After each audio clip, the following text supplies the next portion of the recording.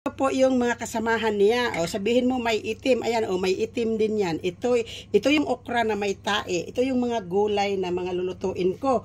Ngayon lang to. O, asaan ang itim dyan? O, itong okra na to, nasaan ang itim dyan?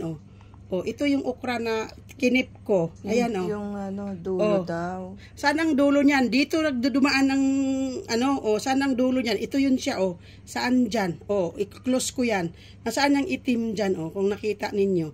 Tapos ito yung okra na may uod, o. Ayan, o, nandyan, o. Nandyan pa yung uod, o. Buhay na buhay pa. Yung iba? O. Iyan o yung ibang kasamahan niya. Ayan. Wala po siya kasi kung sabihin yung gawa-gawa ko to, makikita ninyo, lalagyan ko dahil lang doon. Yan po ang kasamahan ko kasi nagluluto po ako ngayon.